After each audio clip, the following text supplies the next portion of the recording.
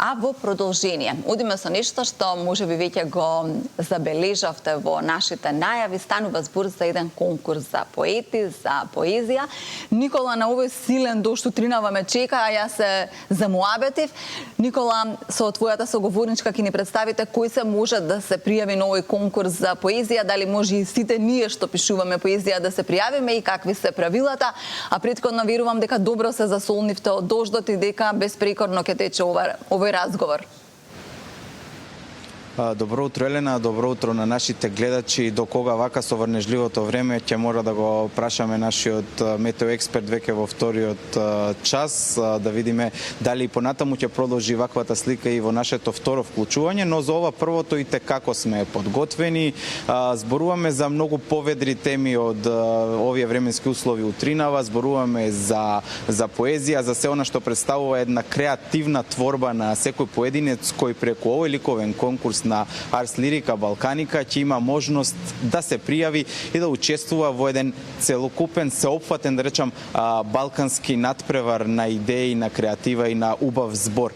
За убавиот збор, еве ова утро ќе позборуваме малку со мојата соговорничка, господјата Кристина Краличин, која е организатор на овој настан, како, да речам, еден представник на Академијата на Парнас од Италија, кои всушност стојат за целокупната идеја на настанот. Ви велам добро утро, благодарам што е нови врнежлив ден сте заедно со нас. Благодарам и на вас. Поздрав до гледачите на утринската емисија на Сител телевизија. Ова е многу добра најава за во пресрет на Светскиот ден на книгата и на авторските права 23 април. Па мислам дека може да позборуваме повеќе на оваа тема. Да, јас сум организатор, односно основач на Арс Лирика Балканика. Тоа е регионална поетска награда која што ги обединува како мост културите од земјите од Балканот. Ова дојде во соработка со Академијата на Парнас, односно минатата година добив титула, бев назначена за амбасадорка на таа академија, што е за мене представува особена чест, бидејќи академијата е старовековна, многу одамна постои и пред се во неј се членувале личности кои што имале посебно влијание во општеството во Италија и кои што на некој начин преку поезија ги искажувале своите размислувања за тоа како, да речеме, ако има некој пат на моралните вредности во општеството, тие на тој начин го исмејувале или пак давале до знаење дека треба да се коригира.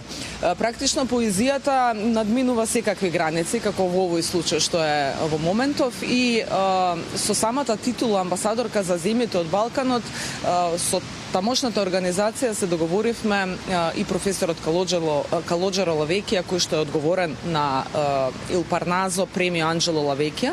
Тоа е посебен интернационален конкурс каде што учествуваат сите земји од светот и може да се испраќаат творби во неговиот конкурс. Меѓутоа, за анимирање на земјите од Балканот, бидејќи поезијата знаеме дека она што го спомнав ги надминува границите и обединува, она што можеби историјата го разнишала на некој начин или го раздвоила, поезијата во денешно време и како ни е потребна за да го обедини.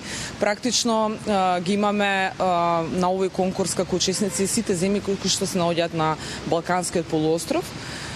На моје задоволство имаме повеќе од мислам дека 40 објави во регионот по медиуми кои што го застапија овој конкурс и на големо изненадување пристигнуваат секој ден многу голем број на творби.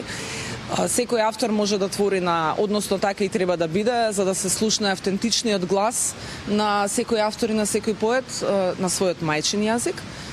Секако тоа важи за нашите поети и поетеси од Македонија. И може, меѓутоа и не мора да биде преведена на италијански или на англиски јазик, за да понатаму одредена селекција на песни оди во соучество во италијанскиот конкурс Парнас, кој што ќе се одржи во текот на октомври оваа година. Значи, ние со конкурсот рокот за испраќање на творби е до 20 мај. На некој начин завршуваме, жири комисијата после тоа ќе ги евалуира сите творби. Ќе се доделат 3 награди, прво, второ место за Арс Лирика Балканика и специјални награди, награда Калос за особено извонреден поетски глас, Златна ода, кои што сите имаат некоја своја специфика во начинот на оценување на творбите, по на што го носат, по лириката, по стилот, по изразувањето. И сме во размислување да воведеме, бидејќи учествуваат многу земји, гледам дека има многу ентузијазам. Нашиот Балкан е полн со култура, со културна традиција и има прекрасна поезија. Да направиме од секоја земја поединечно да има по една истакната поезија која што најдобро би го представила, да речеме, начинот или стилот на пишување на таа земја. Она што на вистина е една ризница, да речам, на креатива во делот на поезијата во Македонија е нешто што се негува со години, да речам. Тие познати поетски творби биле и се запишани во нашата историја, без да заземаме страна некоја конкретна, да бидеме, да речам, пристрасни како македонци.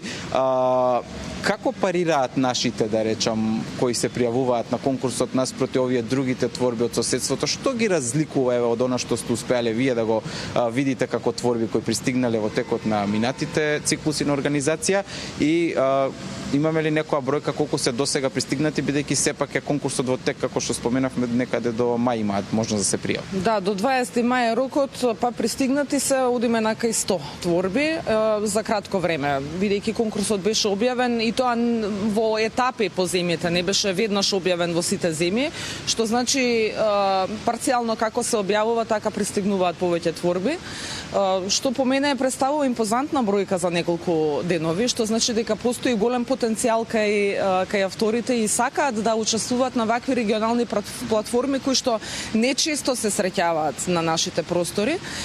Секако дека постојат и имаме прекрасни настани и други меѓународни или регионални, меѓутоа во ваков вид да се вклучи било кој што пишува поезија, кој што е љубител на поезија, мислам дека нема.